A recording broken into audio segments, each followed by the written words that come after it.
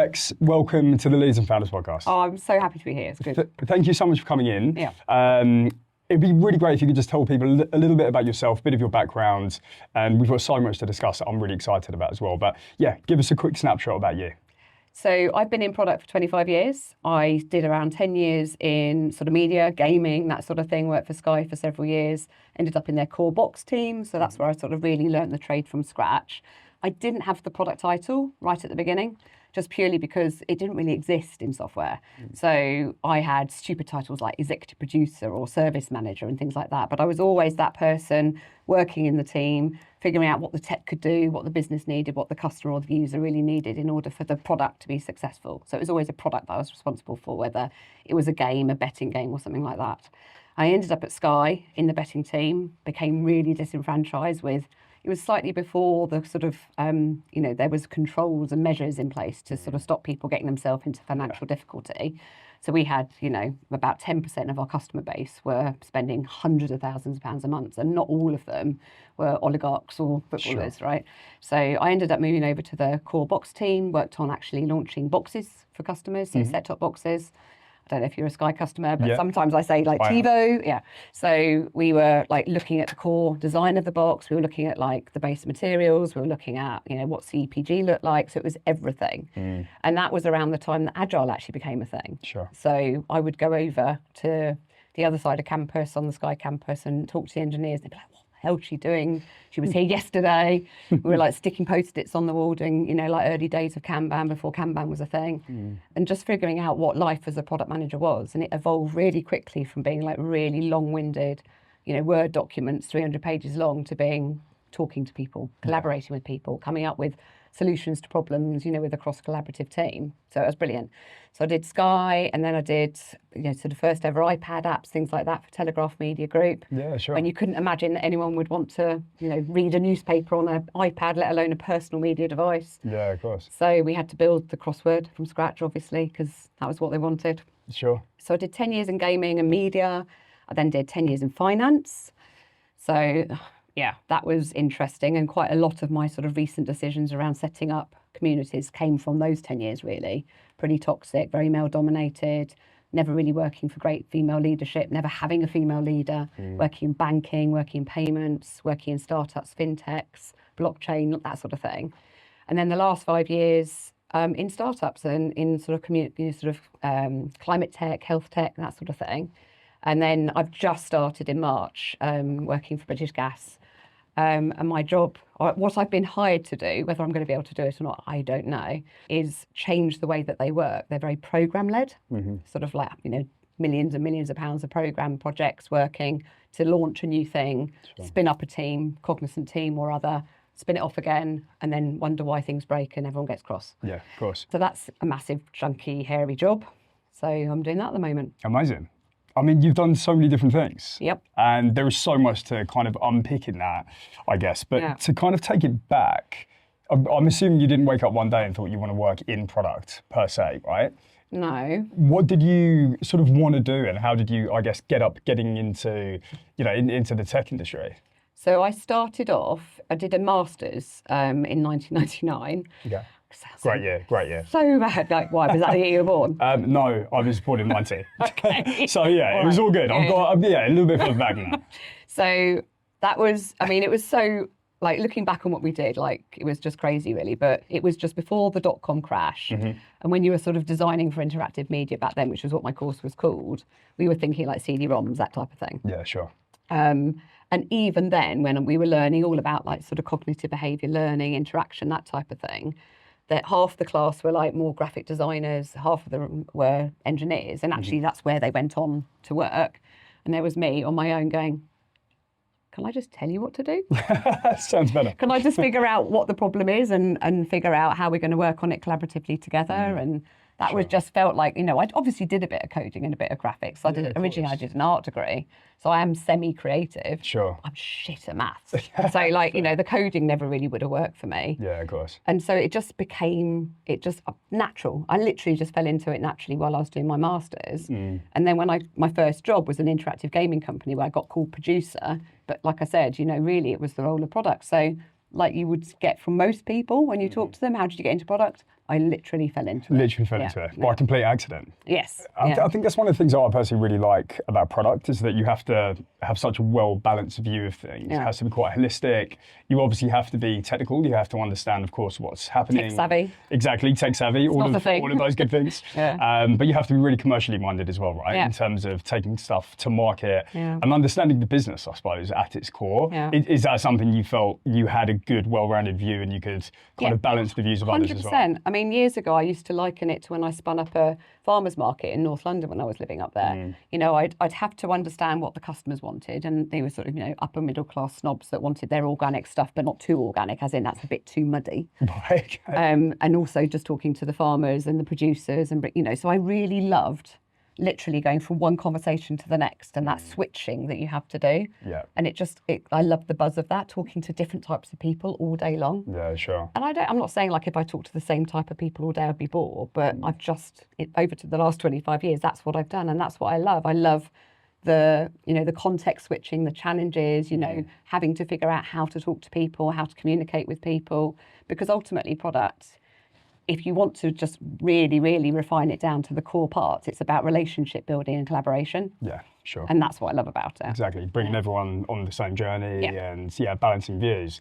Well, I mean, the fact that you like speaking to a lot of people and kind of being maybe a bit of a middle person, I suppose, and bringing it all together bodes really well for obviously the community, the amazing community that you've built over the last few years as well. So can you just tell us a little bit about, you know, FPL, where it's at now, where it started? There's really interesting, you know, kind of backstory to it, obviously, as well. So please, that's really what we're here to really speak about, and the great work that you guys are doing. So please tell us a bit more about it. Sure. So FPL stands for Female Product Lead. Should have said that probably. No, that's okay. Because I actually prefer FPL because there's issues with the word female, because we're really wanting to be inclusive. Fine. And the word female doesn't necessarily doesn't always have those sort of inclusive connotations. Sure. So let's refer to it as FPL. Okay, cool. But it's all about supporting the underrepresented in tech, in product, and lifting them up. We have a vision of inclusive product leadership specifically. So the product word there is important to us, but it could be, you know, product and product adjacent roles. And what we want to do is clear the path to that inclusivity. So understanding, you know, what biases exist that stop women from being able to be lifted up, to be supported, to sort of battle through some of those sort of systemic issues that still exist, whether it's their own inertia. So I talk an awful lot about, you know, the remnants of the glass ceiling. They're obviously still existing, but I also talk a lot about the sticky fucking floor. As in, like, our inertia, we can't step out and step up because we're either second guessing ourselves, we don't have the tools, we don't have the confidence, we don't have any inspiration. And that's why I started the community. Because for me, I think I was unlucky. I never had good female, or, you know, I didn't have a good women leader that I could look up to in my career. I didn't really know what being a good female leader meant. As I stepped into my leadership career, like, I don't know, 15 odd plus years ago. I mean, I keep saying 15, it's probably longer now, but the point is I wanted to be a good leader, but I didn't know what that looked like in a woman. Most of my bosses have been men. They'd led in a very male way. And so I looked out and upwards, and I ended up getting massively inspired by Christine Lagarde. You know who she is? So she's the Vice President of the Central Bank of Europe, but she used to be an MP, and she is just phenomenal. So one of the things that I sort of stumbled across right in my early days of knowing who she was talking at like a college tour in Europe. And she was talking to these students who were going into tech and finance and places like that. So really quite, you know, sort of stoic environment. And she's who she is. And she starts talking about, if you've been loved in your life, you can lead from love. Like, if you've got confidence, you can give confidence to others. I was like, oh my God, this woman is awesome. Sure. And that really inspired me to like lean into my own character. So I bring my whole self always. And I knew that was me. And I found that out. I stumbled across it. You know, I spent the time thinking about it.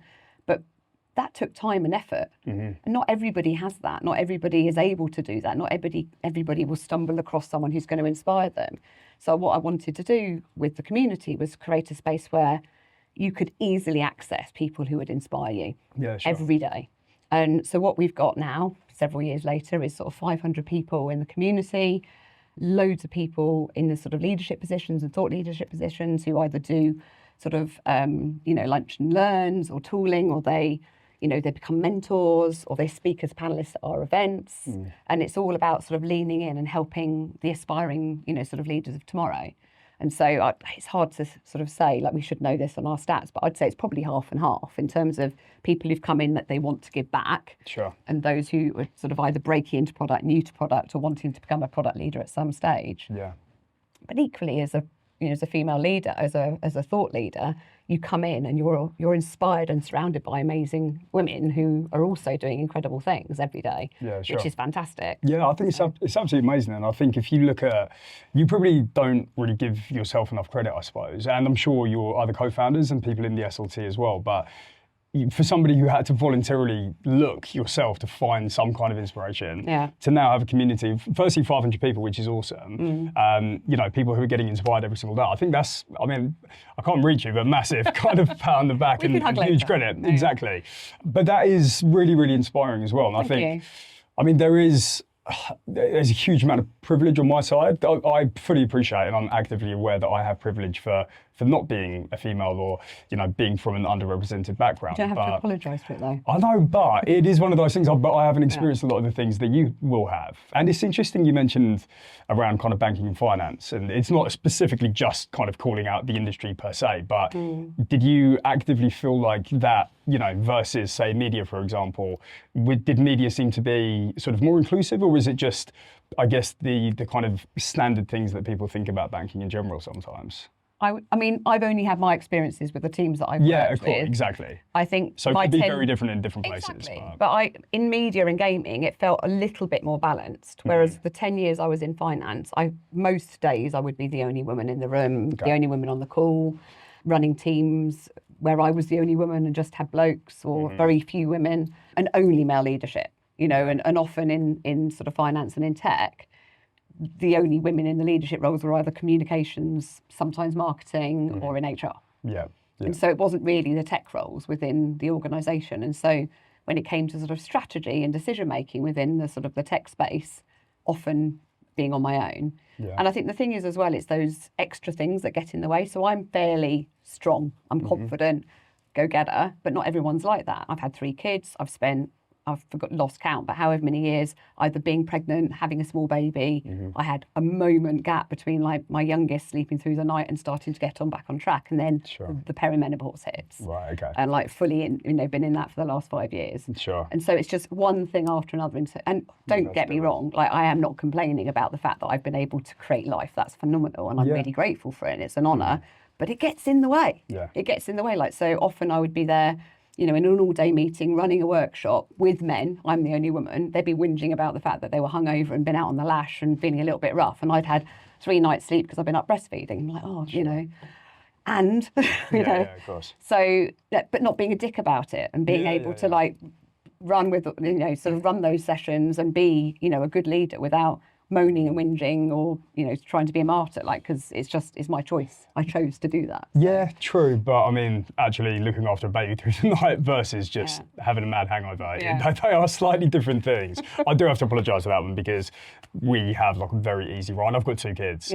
and we've got such an easy ride than no, I don't think that's fair or true. Like especially if your kids are young. I think so my husband is fully involved. But when I was breastfeeding, there was little he could do. But he would be up with me. Okay, yeah. So, I'm certainly not saying it's all on us.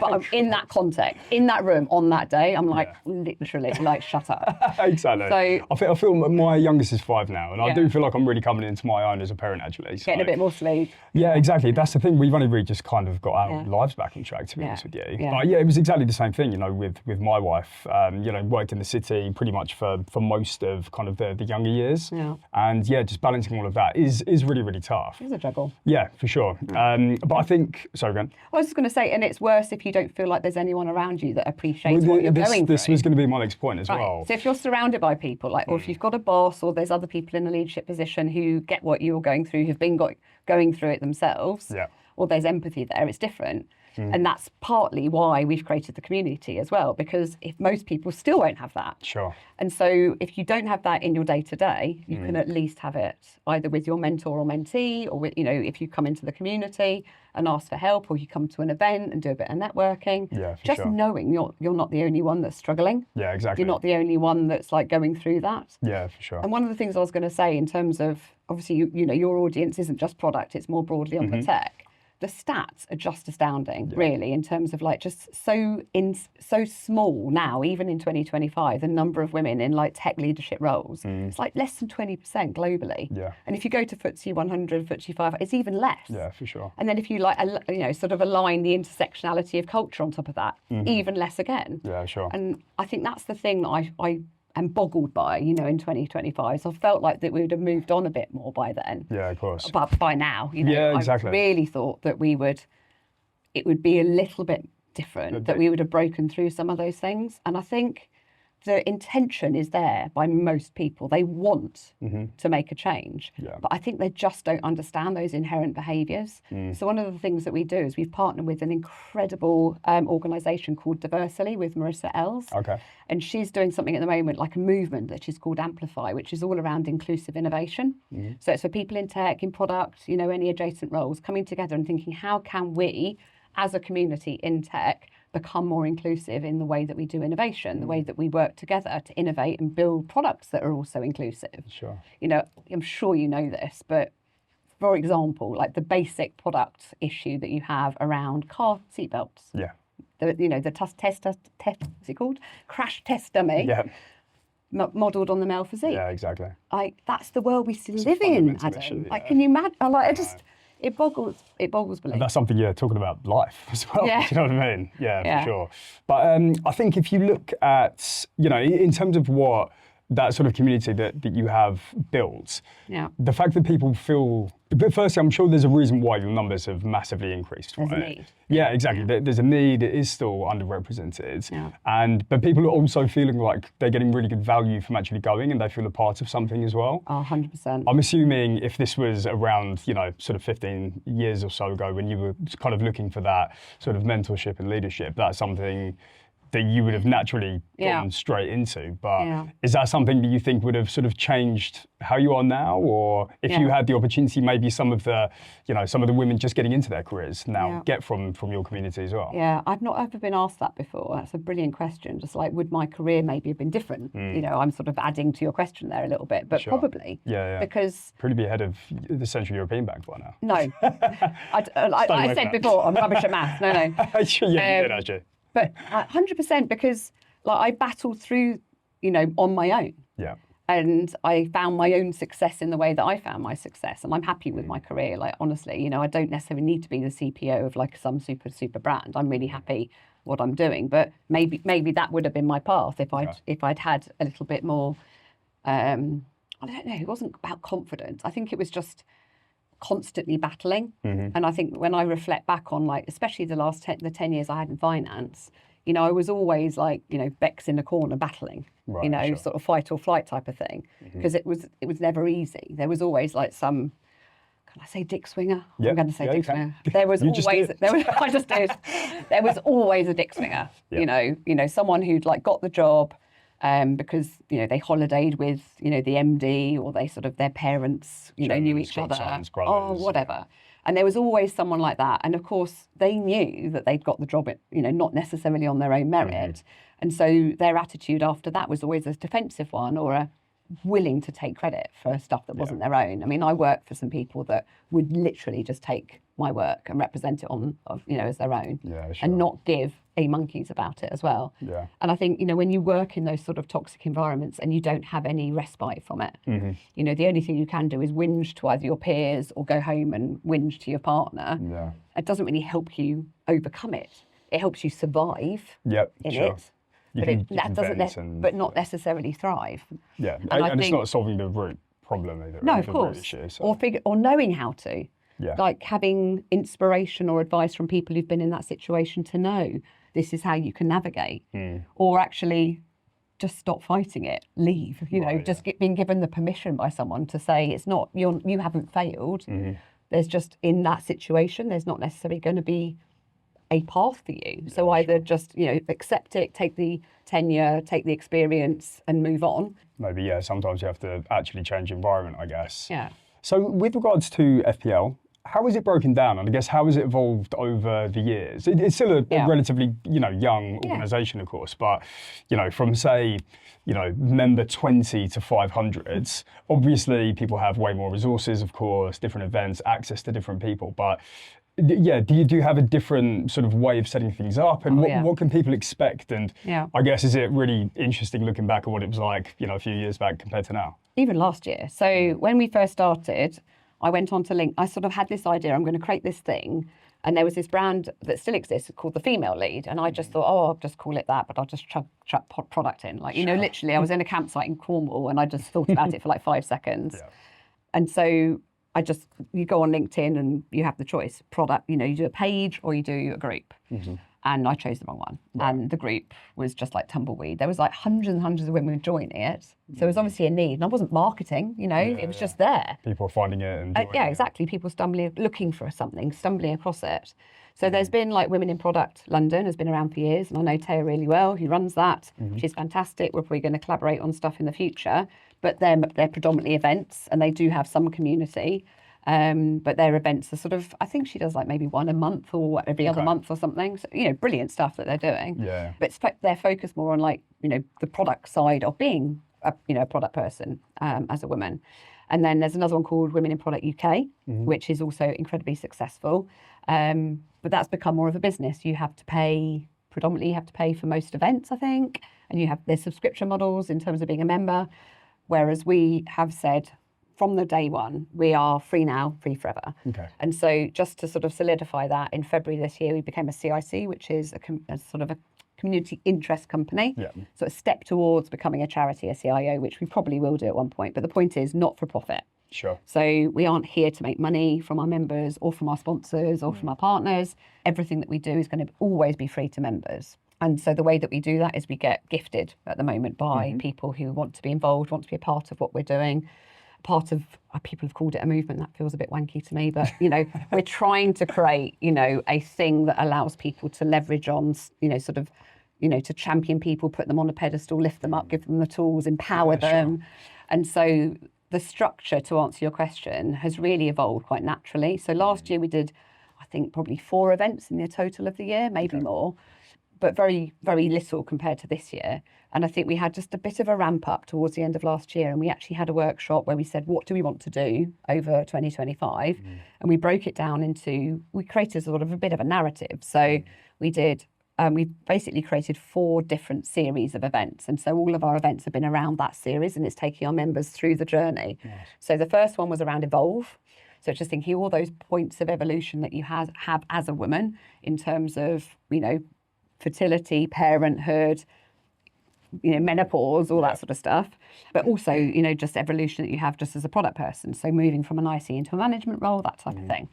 And then we moved into our confidence series. So we partnered with Upfront. So Lauren Curry, MBE, has created this incredible, she's got this amazing vision of inspiring or bringing confidence to 10 million women. And so we've sponsored 30 of our members to go on what she's called the charity bond. So we're not a charity, but they understood that we want to get there. So they allowed us to join the charity bond. That's awesome. So we were able to sponsor through gifts and sponsorship. So some members paid for other members to do it. If they got a bit more money, they paid for other people to do it. Nice. And we had a couple of partners that paid, like Creation Recruitment and others that, literally put their hands in their pocket and said, we want, your members to get to experience this. Yeah, awesome. And then our next series is going to be around influencing. So off the back of confidence, like how can you better influence? How can you navigate some of those challenges in your career and in your life as well. Sure. And then the final stage in the end of the year, we'll be focusing a little bit on DEIB. Okay. So thinking about sort of some of those sort of cultural and neurodiverse topics that also make it hard for people, not just about being a woman, but also, those other sort of marginalised, sort of aspects that create the difficulties of moving on and up sometimes in your career. Yeah, amazing. And that really has helped, because we've gone, right, what are we on at the moment? Confidence, right, who do we know that can talk about this? Yeah, sure. So you just build events up around panellists. So we've already done, including today, because we've got a party later. Yeah, sure. 12 events. Oh, amazing. And we're July? Yeah, exactly. So four last year, 12 We've already. already done 12. And just getting started. And some of those, quite a lot of those, I've not even been involved with. Oh, well, I thought you were saying invited to then. I was No, like, they surely you always got the invite me, or they invite. still invite me. Yeah. Yeah, But cool. I literally just rock up, and there's all these amazing people who are just gifting their time and their energy It's amazing. because they believe in what we're doing so much that they're taking on these responsibilities. And I guess, one of my questions was going to be around, I guess, kind of patterns with people that have either entered to sort of mentor and give their time back, or vice versa. But I guess for so many people wanting to get involved and doing such a great job as well, and really, building out proper programs. As you said, it's not just putting on an event, some beers, pizza, whatever it is, and people kind of coming together and talking about stuff, but genuinely putting together a program. And even the Evolve one sounds awesome as well, because it's covering obviously both angles, professional, personal, and it's everything that you go through. And I guess it's the kind of steps that you wish you had somebody maybe guiding you through when you're going through that journey as well. But for the people who have come to mentor more, do you find there is a pattern with bad experiences they just also have seen or worked perhaps in kind of underrepresented leadership teams? Is there a general theme of similar experiences in those ladies? For sure. I think, so we've got 50 of our members have now got a mentor. So we have like a personal matching service, which is done by our lovely Katie and her team. And ultimately what we've seen is that people who, so think of it this way, before I had the community, if I wanted to give back, so it's something that people talk about a lot, I've got so far in my career, I want to give back. What do you mean by that? Well, I want to write a blog, or I want to mentor someone, or I want to speak at an event. And the problem is, if you're that far along in your career where you've got something and you feel confident enough, you've got something to give back, you're likely to be in a senior role. You're likely to have life juggles that you're dealing with, whatever those might be.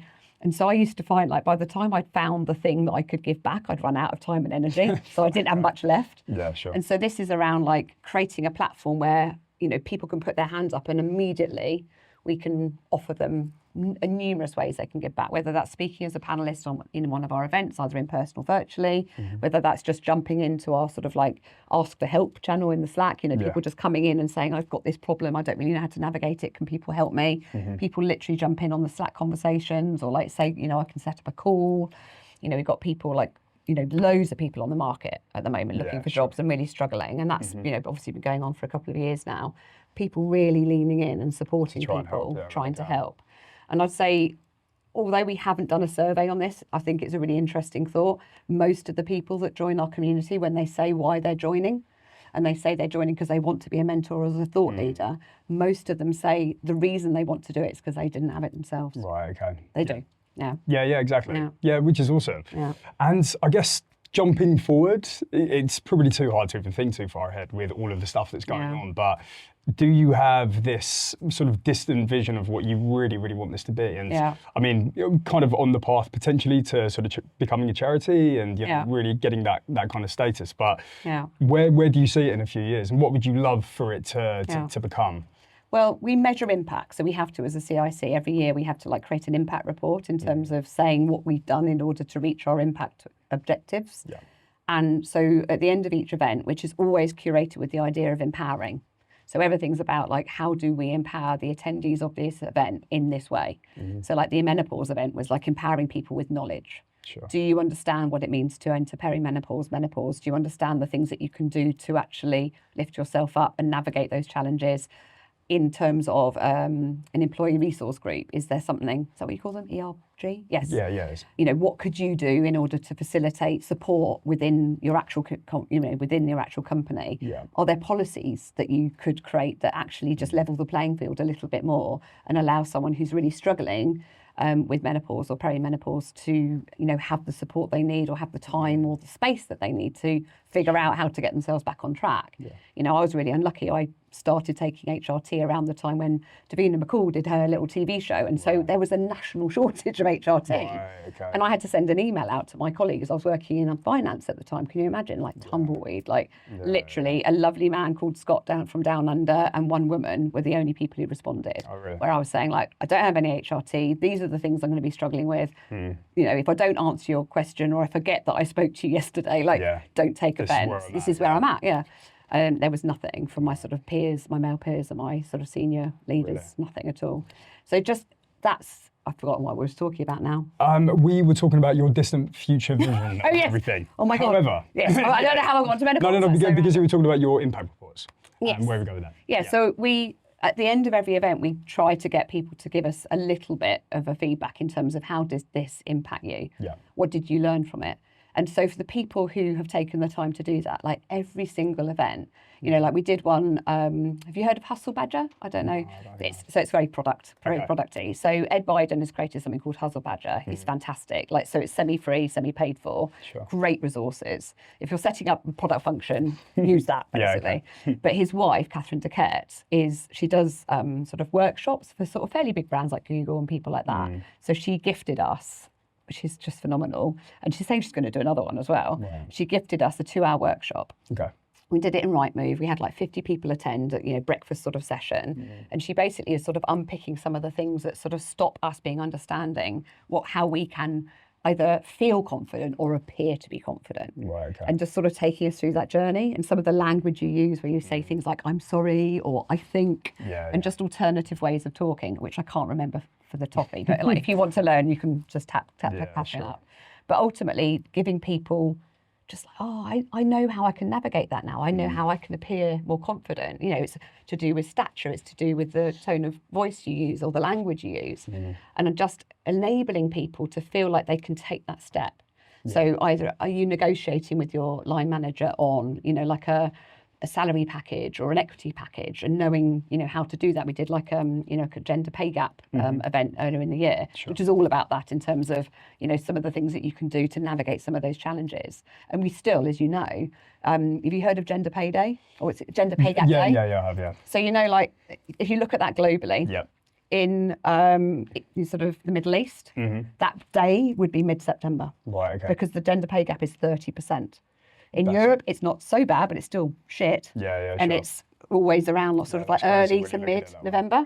So as in, like, if you stopped working then as a woman, you do the same. Well, actually, for the rest of the year, you're working for free. Yeah, exactly. Compared to your male counterparts, So I feel like I want to say something again. But I think, again, it's just one of those things which it's just another thing which, you know, unfortunately has, like, why should we be there? Do you know what I mean? Especially in 2025. Yeah, exactly. And as you said, I think we spoke very briefly before, there have been small improvements in parts of that. And I guess as well, there are some companies out there who are really kind of leading the way in so many different ways. But I didn't answer your question though. Go on, hit me. I realised I didn't. So you said, where do I want to get to? Yes. So the vision that we all have, you know, not just myself and the co-founders. So I've got a co-founder, Meg Porter, who's just phenomenal. And the reason that she's a co-founder is because when she came in, even though it was only like January this year, she has transformed, like through her energy, through her, you know, focus on growth and partnerships and funding. She's transformed where we are as a community.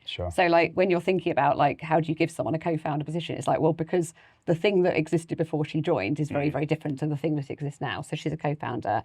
Then we've got loads of people, like I said, there's 10 people on the leadership team and all of us want the same thing. But equally, I think our members do too. We want that impact. So we're starting to measure it now, like how many people, as a result of becoming a member of the Female Product Lead, have felt inspired or confident enough to go for that promotion, or to navigate some difficulties and complexities at work, or challenge some biases they see in their organisation, or start up an ERG, or create, you know, a working group to change policies. So those are the things that we're starting to measure, and, you know, come back to me in December when we're putting the report together and I'll have some numbers for you. But indicatively, that it's starting to make an impression, and we're seeing changes, and people are feeding back to us through either a mentoring relationship, or coming to an event, or just knowing that the community exists and they're in the community and they feel safe is enough for them just to feel empowered and feel that they can step out of their comfort zone. And for me, in the future, I just want more of that. I just want more women getting the support and the inspiration they need to change those statistics, so that, you know, Gender Pay Gap Day, you know, becomes a non-thing. So exactly. It's just, you know, spoken about. The number of people in tech leadership roles is more than 20% in Europe, which is today. I think that there was another stat around that, and there were so many things. There's so many different questions I want to ask you, so I'm going to try and rattle through some of them. But I think one of the other stats was around female founders. Can't remember exactly what it is, but the funding that tiny.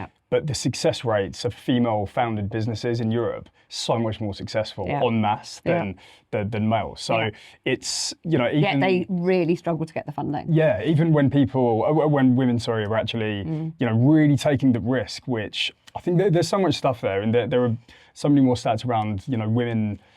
Only so many % will go for a job because they don't feel they're absolutely perfect, whereas males will go for the job. Yeah, exactly. Just because, well, what's the worst that can happen? Do you know what I mean? But then when women are taking that risk to start a business and, you know, really stepping out of their comfort zone, potentially leaving, obviously, you know, sort of well-paid jobs and what have you, they're still not getting the funding that, despite the fact that the stats obviously speak so much higher for so many female-founded businesses, which is crazy. It must be amazing as well when you look back, apart from obviously seeing the requests for help and, you know, people just looking for advice or, have you experienced this before? Yeah. It must be amazing when you get those Slack messages pop up and it's people sharing a win or taking something that they've, you know, received from the community and from the platform to say, by the way, this happened today, this is awesome, love you guys. Do you know what I mean? It fills our cup.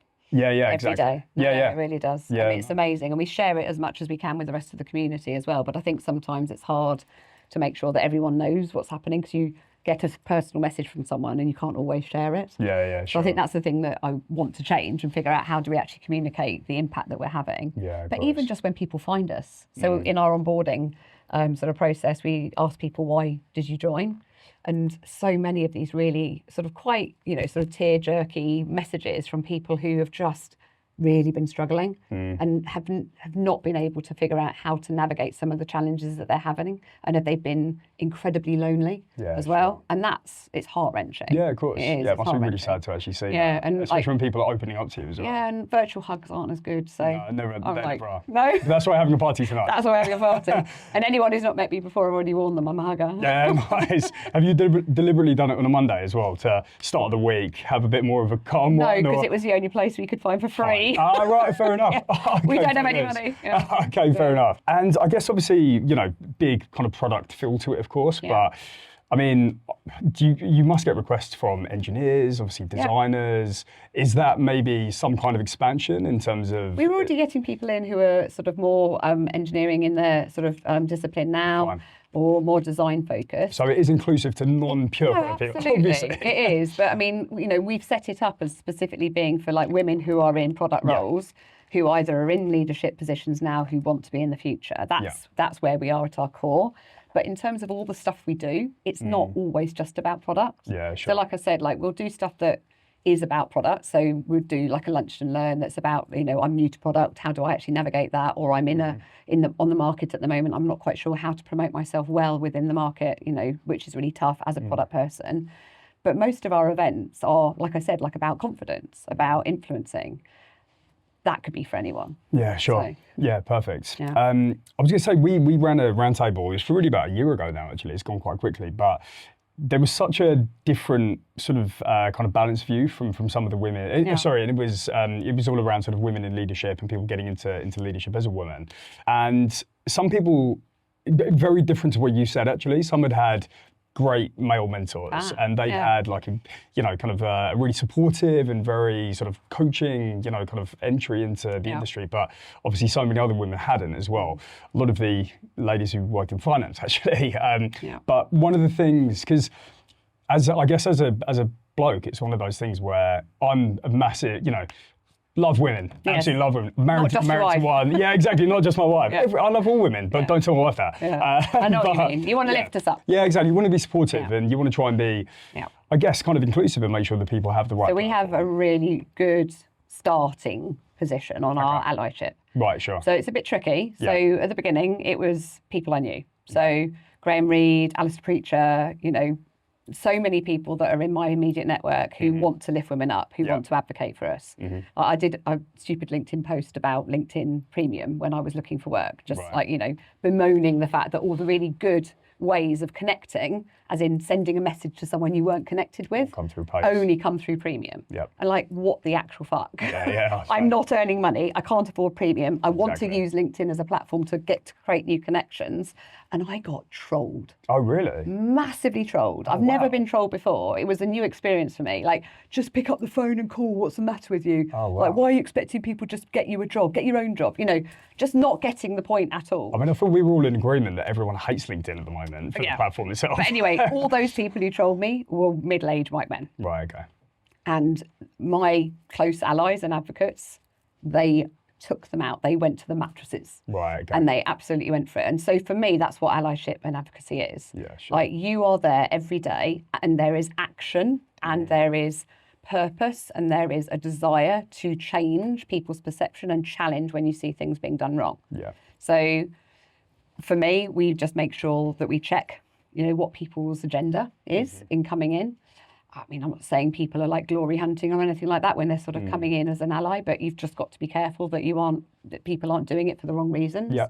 And so we'll try to meet with anybody who says they want to come in as an ally or an advocate into the community, or even wants to be a mentor in the community, and meet with them. Maybe get some advocacy from other women that they've mentored as well. Because we want to continue to create a safe space, and we can't do that if we just say anybody could welcome, you know. So there has to be some, and that was a new one on me, you know, because before it had been quite organic and like, yeah, Graham, come in, yeah, sure, you know, people I knew. So that's something that we're sort of starting to work through as a community. Yeah. But it is really important. But all of us equally as women, lifting up women. Yeah, for sure. You know, women lifting up women who are neurodiverse, women lifting up women of, you know, sort of different cultures and backgrounds. You know, it's not just about, you know, white middle-aged women. Yeah, for sure. No, exactly. There's a lot of us. Yeah, exactly that. And I think that's the other thing as well, is there have been some incredibly successful, very talented women who have been put down, you know, pretty aggressively by other women, I guess, as well. So obviously that's something which obviously exists as well. But I think one of the calling out thing, I think, is something that a lot of people say to me, that if you see that behaviour in, you know, any walk of life, and I've got a son and a daughter, and sometimes you do, just even some of the thought processes which are kind of ingrained in you, or, you know, just in kind of society, it is crazy that even at sort of 5 and 8, you see them sort of treated in very, very different ways. But would that be one of the sort of key things you think, you know, men who really want to try and lift other women up can do? And even if they don't know how to do that, I think that's the thing as well. Like, so not all men know, like, I have a desire or a need. I want to be able to do something, but I'm not quite sure what that means or how to do it. Sure. So I think it's incumbent upon us to make sure that we are able to show people what that could look like. Yeah. Yes, you need to do a bit of self-learning. Maybe you could do like an open university course on, you know, what it means to be an ally or an advocate, or, you know, inclusivity or something. Yeah, sure. Just to sort of educate yourself. Like, we can't do everything for you, but certainly making sure that people know that there is how and what that looks like, I think, is really important, rather than just expecting you to know. Yeah, perfect. Yeah. Do you do those kind of programs for businesses? I know it's obviously charity and it's time, isn't it? So that would be a future, something kind of aspirational as well. So I'm thinking, like, in 5 years' time, I might not have to work for like big corporates to earn the money, and I might be able to actually focus just on the community and be able to actually leverage what we're doing in the community to actually create some changes in corporates as well. Would be amazing. Well, exactly that, because if you think, obviously, when the movement, I know you said it sounds a bit wanky, but it is a movement. It is a movement. You've started a movement. I know. You were the first one that moved. Yeah. Here we are. But if you can really start to have that impact and actually, you know, kind of turn the dial, obviously that would be ultimately, you know, one of the biggest achievements you could probably ask for as well. Oh yeah, it'd be amazing just to really see a sea change as well. Yeah. And I think that snowball effect will happen at some stage. I think it's just, there's a lot of people who know it's wrong. Yeah. There's also an equal amount of people who just don't know how to change it. Yeah, sure. And I think as soon as you sort of start unpicking some of the things that are needed in order for the world just to be a different place, that's when you'll probably start to see change. Yeah, I just think that lack of understanding, that lack of knowledge, and like, what's the point of me doing anything? It doesn't really make a change, you know, all that sort of stuff. I think, you know, surely by the time my children or grandchildren are working in tech, which I hope they will do. Yeah, of course. Fingers crossed. Well, I mean, that's all we can do, is try and work towards making, better environments, better kind of platforms for people to really grow and work in. Outside of all of this incredible work that you do when you're not working on the movement. I'm joking. Yeah, when you're not sort of working in FPL, obviously, you know, you work in product, of course, obviously professionally, sort of transformation. Outside of that, you've got 3 kids. Tell us about you. What else takes your time away when you're giving back to the world? That's all I do. That is it. Yeah. Okay. And you've got 3. Obviously, your last teenagers one just finished primary school as well. So, a big step. Yeah. A big step that way. Yeah. I mean, what I love about what I do and the community is that the kids know about it. Right. Like, they know what I'm doing, they know why it's important, and they celebrate that as well. And they know that, you know, it makes a difference, and they know that people are impacted by it. Sure. And that, I think that's quite cool. That's, you know, creating a legacy, you know. I think like that legacy, it's something which so many people on this show talk about. And I guess things change, right? I guess, you know, not for everyone, but when you first sort of start working, there can be a bit of ego. You might really be kind of a high flyer, want to hit certain milestones. But I think as well, especially for myself now that I've got kids, you know, you sort of start to care less about the stuff that you did maybe when you were 19 or 20 and start thinking about, do they actually know, or do they actually kind of respect what I do? Or do they, you know, if there's a reason when, you know, I've been out until 11 o'clock or midnight, it's because, you know, you've built this community. So I think it's amazing that your kids actually understand that and they see that as well, which is And they know what it's called, whereas my mum refers to it as your women's group. How did that go? Your women's group, it's like, right, okay. It's not like literally WI, mum. like a mother's meeting. Right, fine. But to answer your question though, there is stuff I do outside, but also it's all about investing in me. And I think that's something that I've learned to not be feeling guilty about. So as a mum of 3, I mean, I don't think it's just me, but I think there are a lot of mums who are like that, as in you feel guilty if you spend time on you. Either you're going away from home to, you know, focus on your career, or, you know, doing something for you. And the only thing I've ever done without fail is done my nails. That's it. Okay. That is the only thing I've done. Right. And then about 3 years ago, I was like, actually, I'm turning 50 soon. So I'm now 51. I need to actually invest in me. So I started going to the gym, and so pumping a bit of iron, doing a little bit of cardio. And, you know, saw a difference physically, but also in my energy. Yeah, sure. And I would say, like, that's all interlinked for me in terms of the community is about, you know, allowing people to have that space to focus on them, you know, inviting them to participate in events that are going to enable them to be lifted up, taking the time out of their, you know, busy lives, whether that's, you know, looking for a job or managing their kids and juggling and trying to do a job and working remotely, the challenges that has, to actually have a couple of hours where they can come to an event that's about building their confidence or figuring out how to navigate a particular difficult area in their careers or personal lives, and actually not feeling guilty about that as well. Exactly. So if we can level the playing field and also remove the costs involved in that, that's why that's so important to us, because it's bad enough making the time, but if that also costs money, it's going to be even harder. Exactly that. And there must be such a difference, I suppose, between some of your mentors. Sometimes they may have loads of time, as you said, you know, when things are a little bit quieter, but other times you just can't sort of give your time if you don't have any of it between family and... It's always the same people, though. So, you know, I said we had 50 mentees.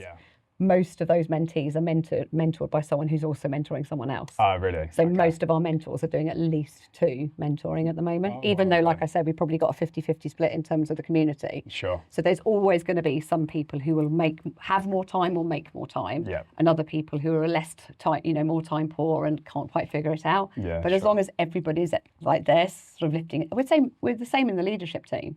Like now there's 10 of us. Thank God there's more of us. Because we have to, every now and then, like, you know, someone falls off a cliff and disappears for like a month and isn't able to participate, but they can come back in when they're ready. You know, there's no judgment. Yeah, of course. And I also say to people, if they want to volunteer, like, you have to promise me that if you can't do what you said you're going to do, you won't feel guilty about it. Oh, okay, fine. Because that's really hard. Yeah, sure. Because you then feel guilty that you can't do everything you said you were going to do, and then you sort of disappear into a corner and feel like you can't come back. Exactly. Yeah, that's the whole kind of meaning of the group as well, right? Is that things change. You know, life gets in the way as well sometimes. God, we're meandering about a bit now, aren't we? Yeah, I know, exactly. We are indeed. What are you most excited about for this year then? So next kind of event, what's kind of in the calendar, I suppose, and There's so many other things I'd love to go. We just don't have time with you today. I've already taken a lot of your time, but I'd really love to understand, what people maybe listening can do to get involved. Yeah. I mean, if you're, sort of a senior product professional, kind of director, VP, C-suite, I guess reach out, get in touch if you want to sort of get on board and coach. Yep. Equally, if you're looking for, a great environment and a great platform where you can learn, you can sort of evolve and be around great people, obviously join. What is the process for that? Is it reaching out and applying to Slack or through your organisers? So we've got a website, www.femaleproductlead.com. There we go. Just go to join and sign up and join from there. You can follow us on LinkedIn. Just type in Female Product Lead and there we are. Sure. So there's lots of things you can do. So you can come in as a mentor. You can come in as just a thought leader within the community, and as you see people asking questions, you can jump in and help. So we have lots of people sort of like, just asking community for, for help on certain things that are happening day to day, like sort of more ad hoc, as opposed to like a long-term relationship. We're always looking for panelists and speakers at events.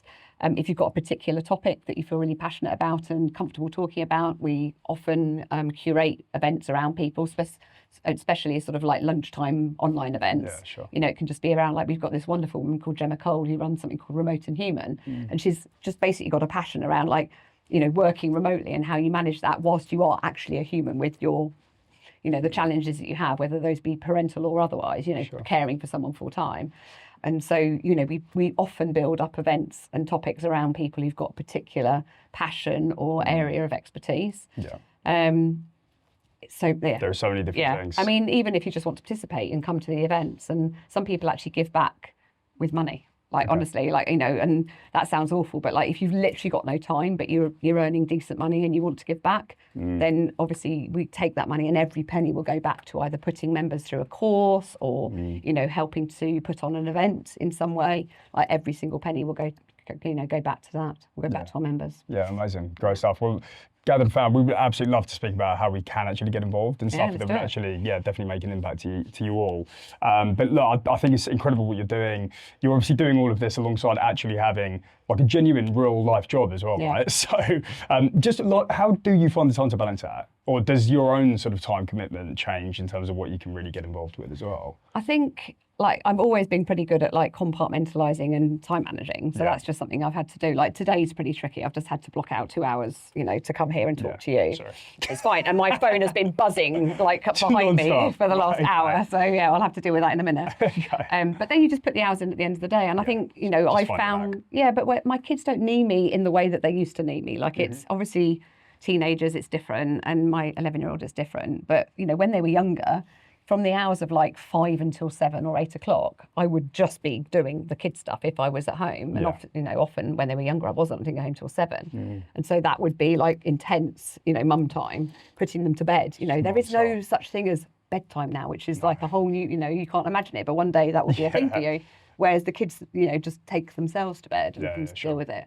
That's when I catch up. Yeah, fine. So I will do like 2 hours of female, FPL stuff, from like 6 until 8 o'clock, and then we'll have dinner, and then maybe go back to it after that. But the thing is, the reason I do it is because it's making a difference. Yeah, and I don't see it as work. And also the women that I'm doing this with are just so freaking awesome. Yeah. I mean, just made some incredible friends as well. Oh yeah, process. I mean, honestly, I love them all. They're all amazing. There's one called Catherine, who's our events director, and I was talking to you earlier about, if you've got confidence, you can give confidence. Yeah. So she is just beautiful. She's such a lovely, lovely woman, and she wasn't confident at all, and we've just basically gone, Catherine, can you just do the introduction to, who Female Product Lead are at this in-person event? Right. And she'd be like, no, I'm not ready. Now she does it all the time. Right, okay. Can't take the mic off her now there. Yeah, and she said to me, and that whole thing I said to you about Christine Lagarde, like, if you've got confidence, you can give confidence. Yeah. I don't know, but it just worked. And like, if you ever meet her and ask her, I mean, I think she posted about it on LinkedIn once. Right, okay. Absolutely, it works. Yeah, I was like, you can do this. And I was sat there in the front row the first time she did it going, you've got this. Yeah, sure. She just knew we had her. It's just actually having the backing of the platform to actually go and do that as well. Yeah, I don't know, it's magic. Yeah. I can't tell you what it is, but it does work. Yeah, for sure. Well, you have built an incredible community, and I can't wait to see. Not me, you. Yes, not me. I've had no part to play in it. Hopefully in the future. I can. But look, please check them out. FPL, which we're trying to make a thing now. FPL is going to be kind of the new saying, but femaleproductlead.com. It's incredible. We love what you're doing and we can't wait to see how it evolves over the next 5 years. Brilliant. Thanks for having us. No problem at all. Thank you.